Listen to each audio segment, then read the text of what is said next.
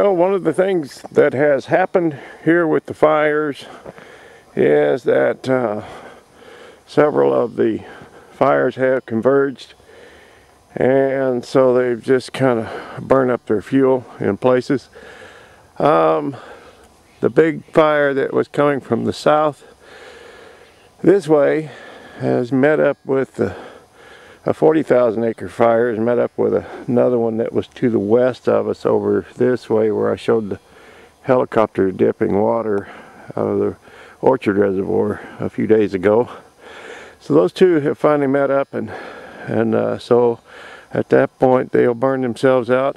And then to the east of this big fire there are a lot of steep cliffs, and they're maintaining a fire line there. And actually they've sent about 400 people, taken them off of these fires and sent them to other places that they were needed more desperately than they are here.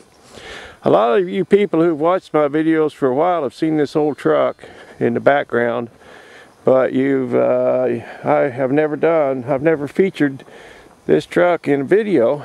And this poor old girl has been sitting back there in the weeds for a long time. And when this fire thing come along and I started doing some work to try and protect the vehicles here, I got my rotavator on the tractor and plowed these weeds under in a fairly large area out here and drug this truck out in the middle of it so it wouldn't be sitting in the weeds anymore.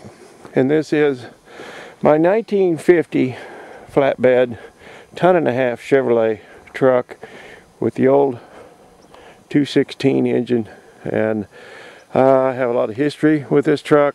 In 1973 I worked at a fruit receiving plant where they hauled the fruit in from the orchards. There was lots of little 15 and 20 acre orchards at that time, and they made a good living. And of course later in the 80s those little places gave way, and you know, as it did across the country with all types of farming, the small family farm gave way to corporate, and were kind of swallowed up, a lot of them, and you either had to expand or change your farming practices and varieties or sell out, and there was a lot of that happened. But this truck belonged to a friend of mine, some of the first family that I met when I moved to the Wenatchee Valley in 1972, and he hauled his fruit in, Fred hauled his fruit in where I was driving forklift at the time in 73, and I unloaded this truck many times,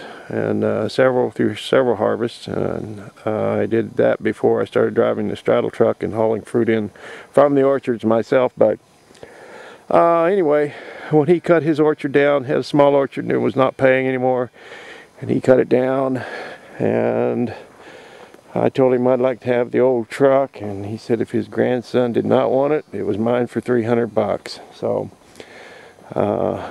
his grandson did not want it, and I did.